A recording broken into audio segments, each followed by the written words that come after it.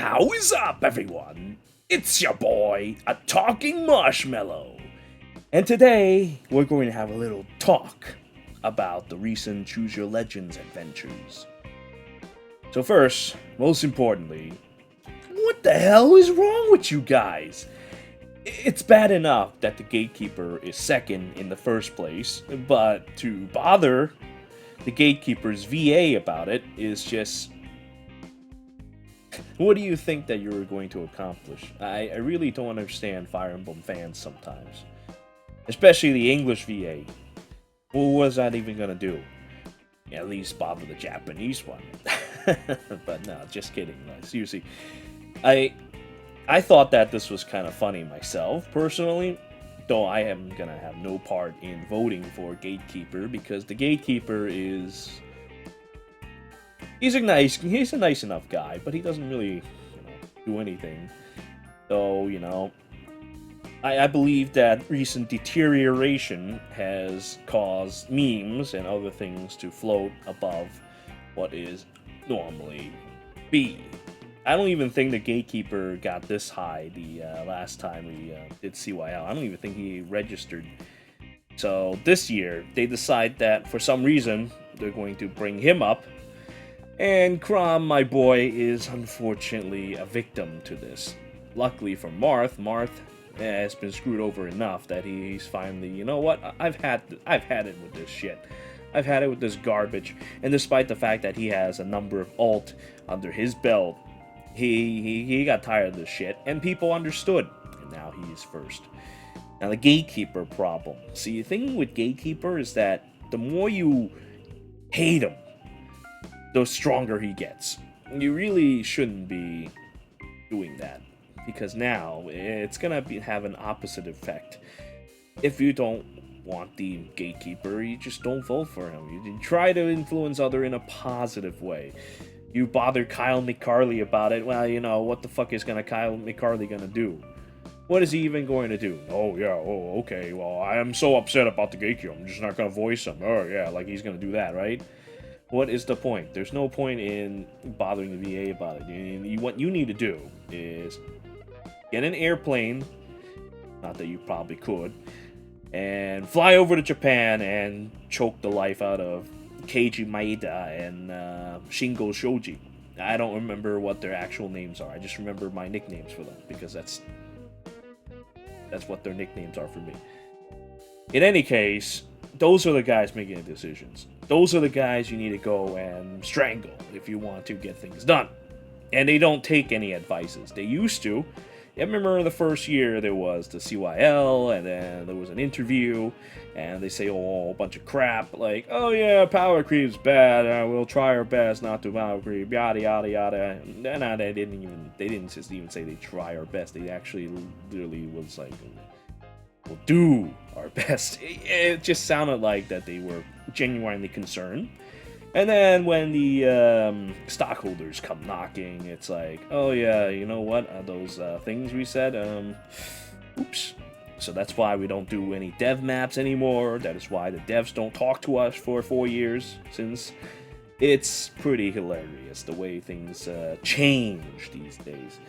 But anyway, let's get back to the topic at hand. So Marth, at last, is at first, but we don't know by how much. The Gatekeeper could very well score first due to this recent drama. I feel bad for Chrom, because we all know the Chrom memes about, oh yeah, he'll get him next time, yada yada yada. That's how he was in Smash Brothers, that's how he is going to be here. And honestly, I don't think that's a bad thing. For Chrom fans, this is actually a good thing. Look, I know it sucks that he didn't get in, but I don't think this game is going to die next year either. This game makes too much money to die, because there's a large number of factors, such as sunk costs and enticing shit, like fucking resplendent bike. Like, what the fuck? And then there's these packages that they've been doing a whole lot of things to try to monetize the game in a more delicious and fair way. I guess fair might be too strong a word, but they are definitely doing things in a more enticing way these days.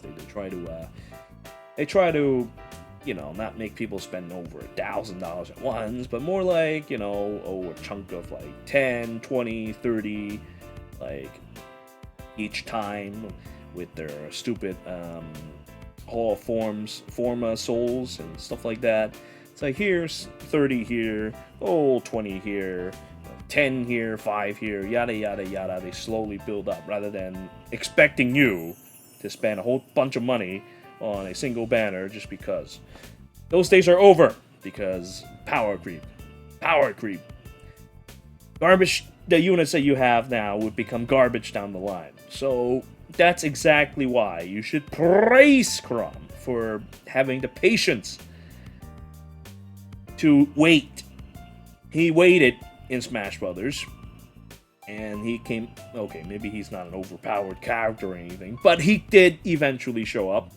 This game, on the other hand, it'll make him strong, powerful. The days that he will be napping on the ground, napping on the dirt, will not be for long. He'll make the others nap on the ground. Like when his legendary skin came out, what the fuck did legendary Chrom do? Ruin everybody. So he's going to do the same when he becomes a brave hero. Just wait. Be patient. And we absolutely cannot vote for him, for fuck's sake. Why do you bother about Gatekeeper when you can just be voting for him and just go, make propaganda, draw fan arts, do something. But anyway, that's that with Chrom. And in fact, afterwards, there's God Beelith, who I actually would be, I actually would have wanted to have in the top 2. But, well, given the current situation, we probably will not see him go in the top 2. And Felix, who's directly behind him, and Robin too, Jesus. Chrom and Robin being together is not going to happen. It makes me kind of sad. Honestly, I wanted both Beeliths to be together, and I'm gonna hope that the top 2 females things will, the balance will shift a bit. But we can talk about that once we get to the female ones. So after that, we have Yuri, which is kind of surprising. I didn't think that Yuri, of all people, and the way I think about the Ashen Wolves expansion, I feel like it's just a bunch of fluff. Honestly, I enjoyed playing it, but I didn't really think much of the Ashen Wolves. I feel like they're just kind of characters. I thought that, you know, characters like Seleth may have more personality, but, you know, nobody actually played Genealogy of the Holy War, you know, nobody actually played Thracia in 776. You know, those people who do, yeah, they manage to get their hands on a ROM and whatnot, but most people don't dabble in that. They just kind of hear about it. Anyway, then there's the Dew, and then there's Ash, as expected. It's been quite a while now. It's too bad for our nerdy friend with the glasses, though, but, you know, the Golden Deer did not exactly have too many, I kind of feel bad, because I actually rather like the glasses and big fat kid combo. It reminds me of Nobita and Giant from Doraemon. But, well, they were not that memorable, I suppose. They didn't have good enough personality, I suppose. And that is why the Blue Lions will reign supreme, because I like the Dew's loyalty, and Ash is a good boy. And then, finally, we look at the 11th to 20th, and it's like, these guys, they all have defining reasons. I don't know about Itsuki and Chrom. Reinhardt's a meme. Caspar, the friendly, beat the living shit out of you War Master. He's cool. I like him. I like him a lot. I actually rather like his personality. But, well, you know, sometimes personality isn't enough. You need the looks. You need some kind of killer instinct. I don't know. Maybe it's just that you just need something for someone to meme about. And the Reinhardt, he's getting tired. He's already have plenty of ults. You know, he's not gonna get anywhere. Honestly, I want to see Burger King. I want to see the Black Knight get to top 2 for some fucking reason. I want to see what the hell they would do for an ult. Hopefully not Zelgius, because that would be absolutely deplorable. I do not want to see that. And Linhard and Alphonse, but yeah, I guess those guys are kind of like, I don't want to say that they're stock characters, but they certainly gives me this feel of they're there, they're your pals, they're friendly, but there's something about them that, I mean, okay, Linhard falls asleep, oh man, oh Jesus, Sylvain is a playboy, oh man, Soren's got a mark on his head, and he's Ike's gay friend, you know, these are the kind of things that don't make you top 2, unfortunately, in my opinion. Anyway, I think seem to have gone on too long on the tangent of male selections. Well, let's go to the female ones real quick, shall we? So on the female side, we have Eureka and God Beelan. Honestly, I'm a man of some kind of organization, some kind of culture. I would have much preferred that both Beelan be in there, but you know, if God Beelan female is going to be brave before God Beelan male, then so be it. You know, it's kind of sad because I've been looking at Robin's performance for a while now.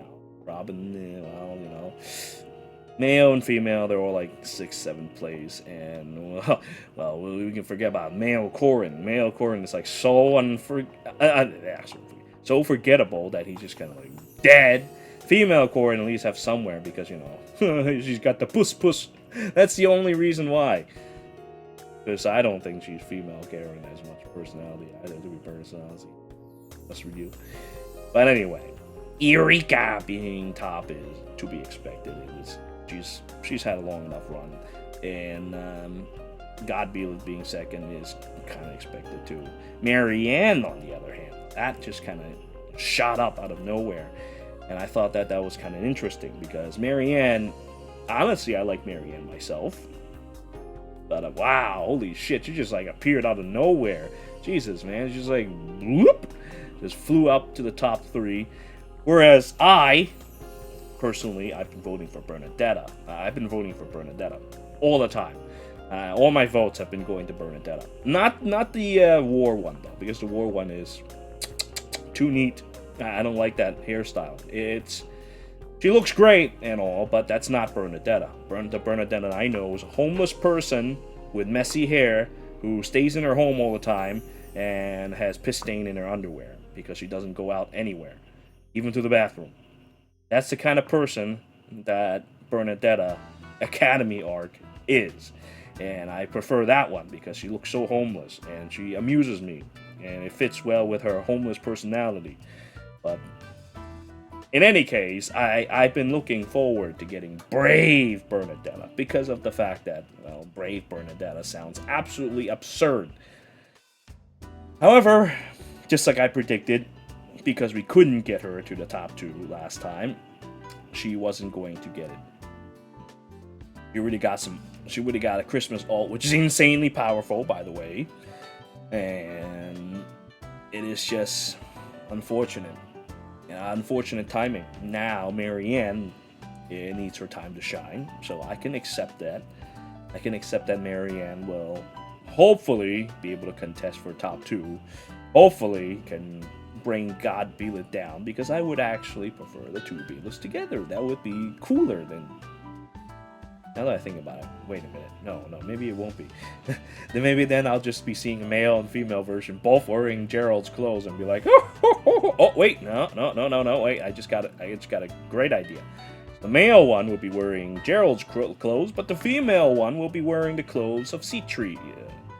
Oh shit, I done it, didn't I?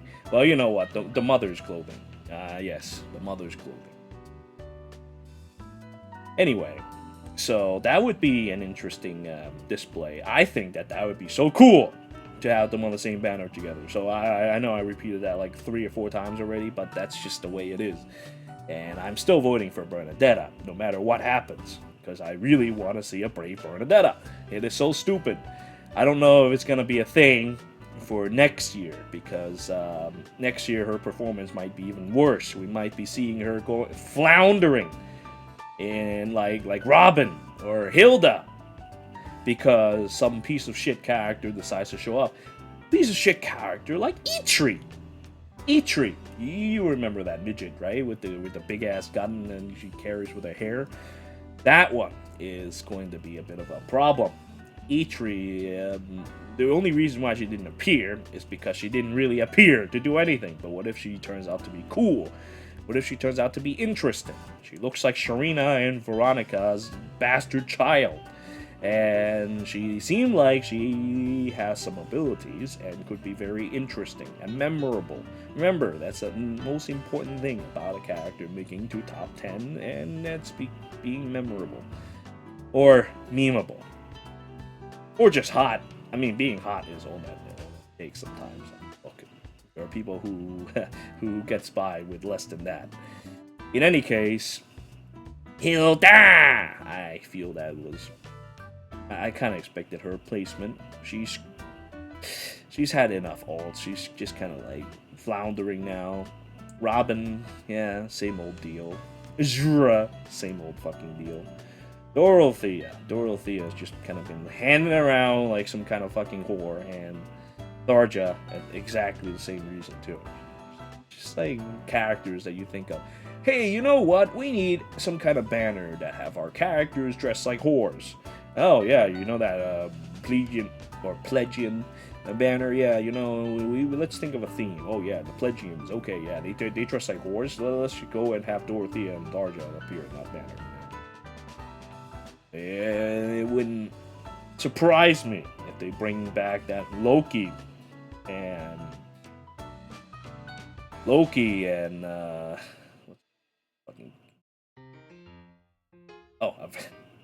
shit, I forgot for a second. Jesus Christ. Loki at a Versa and have them do whorish things as well. It's just... I remember they talked about the dignity of characters way back when they were doing interview. Anyway, then we have the MILF, in the form of Henriette, which I thought was kind of surprising for her to show up like that. Because she didn't really do much either. She's kind of... She looks like a massive Sharina. That's all I could think of when I see her. Looks like a big Sharina, and she says a couple of things, and that's it. That's all she did. She says a couple of things. She didn't really do anything. But you know, she's a big Sharina. She's a MILF, and I guess people like that kind of stuff. And that passes on to Rhea, and Rhea is kind of in the same position on the matter. And you know what? It would be fine if she actually gets a character of her own. And there's Plumeria, you know. Oh, so this 14, so this could be kind of interesting. I want a Raditz skin for her. I wish that I can dress up my so this like Raditz. Have a scouter, goes to Earth, try to recruit the big brother. Little brother.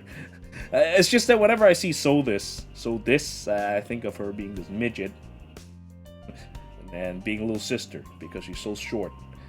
So. Anyway, yeah. Saros, yeah, Saros being on I don't know, man. You know, it's just fuck spoilers. So you know what? Fuck it. It's like what the fuck, man? This is the kind of situations where you find yourself, hey, you know, what if those two votes were together? Maybe then our pal would actually rank higher. Well, is it enough to get to top 2? Probably not, because the differences between the top 10 and top 20 is considerable. Still, it's something to think about, the fact that, you know, the votes are split like that. And high enough to make top 20. Constance, I thought Constance is hot.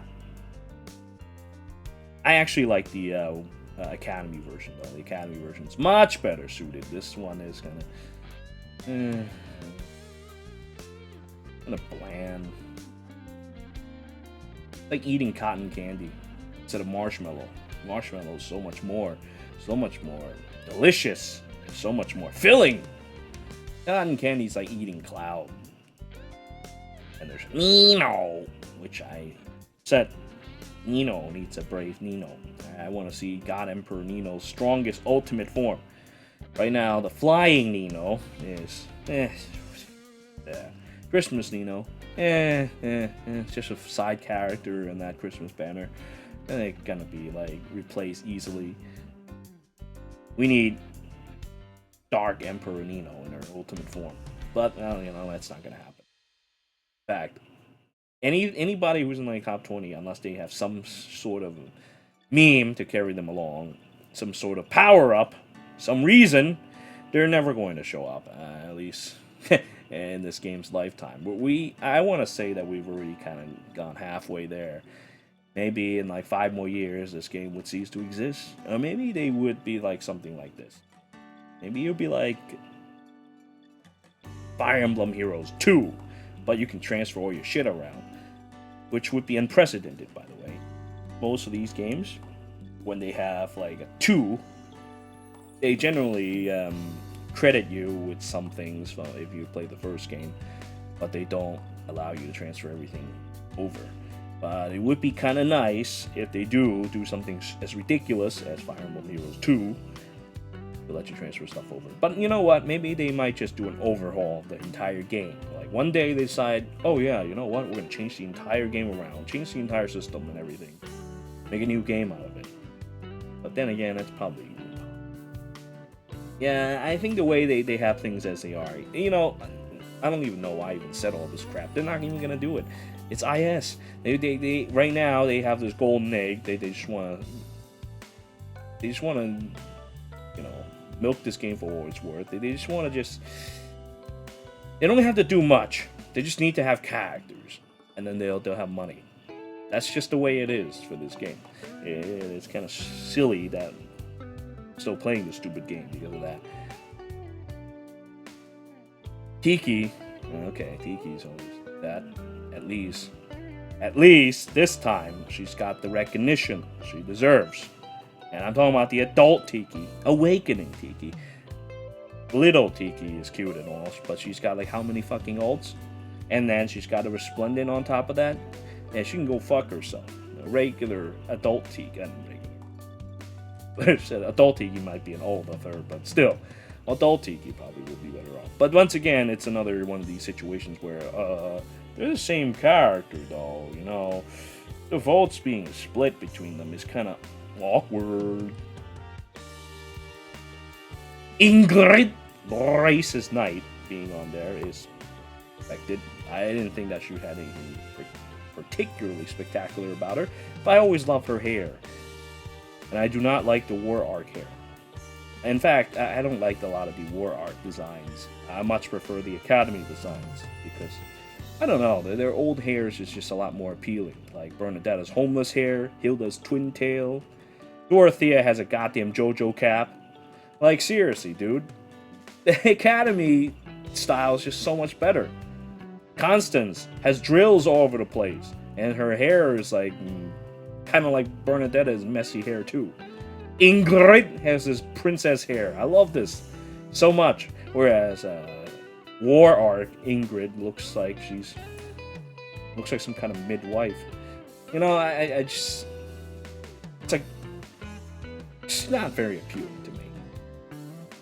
And anyway, there's Mia, who's just kind of been floundering in the top 20th for a while now. I remember there was a reason why I talked about her before. Yeah, she was in the Farfetch banner because as a matter of fact, we haven't had Farfetch banners in a while. Those fake CYL stuff. In fact, the fake CYL characters, none of them have stayed. No more Loot. No more Dorcas. People got tired of that meme long ago. And Mia is the only one remaining from that stupid group. She's the only one left. She remains because people like her. She has ults, but she still remains because people like her. But we will not have a Farfetch banner again, and it makes me sad. It would have been kind of nice to see some people acting Farfetch. Maybe then we would have our Henriette. Maybe then we will have our Constance. Or Soldis, wearing Raditz armor, coming to Earth to recruit Goldis. In any case, I've been kind of going off tangent here, and I don't think there's really not much else for me to talk about at this point. It's just my opinion on the characters in CYL and my thoughts on and regrets that we couldn't get Bernadette with a door shield as Brave Bernadette as a door knight. It is my infinite regret that even though I vote for Bernadette every day, we will not be able to change this. But, well, I'm going to end it with this. If Gatekeeper does win, there's no reason to be upset. It is a historical event, shall we say. Chrom may get fucked, but that's okay, because he'll come back stronger. It's really not that big a deal. This game will definitely not die within a year or two. It'll take a little bit longer. Be patient, like Chrom would. Gatekeeper now, if he were to be a unit, I expect obstruct out of him. I expect something that he'll do to be a bother. Or maybe he won't have anything to report. But I really expect something for him to guard, like an opening. Maybe 3 spaces, maybe even 5 spaces. Maybe unless you take down Gatekeeper, you cannot pass, period. Kind of thing. That would be good. That would be meta-defining. But probably not. That would also be very powerful. In fact, I think that's overpowered as fuck. Yes. Being able to obstruct an entire section and making himself into a wall will change the entire layout of the fences from here on forth. It would be interesting, but it will also be broken as fuck. Still, I look forward to what Gatekeeper will bring to us. Because if Gatekeeper were to lose, right, we likely might not. Actually, no, I don't want to say that. They might just try again next year. Honestly, it might be better if he wins now. Let's just think about it like this. It might be better if he just wins. Just get him out of the way. You know, why think about this for another year? Just get this out of the way. Be done with it. Everything will be okay. Be patient. Be calm. Like, I want God Bailiff to be in top 2, but, you know, Marth needs his time. Chrom needs his time. You guys just, you know, do whatever you want. I'm just a regular old professor. I can be patient. I can understand. Hell, I don't even have any fucking emotions. My heart doesn't even fucking beat. So, you know, I can wait. It'd be great if I can wait with my female counterpart, but I can wait. No problem. No problem at all. Alright, so that being said, my expression and feelings on the CYL is over. I thank you all for listening on this ridiculous ranting I've been doing the last couple. Until next time.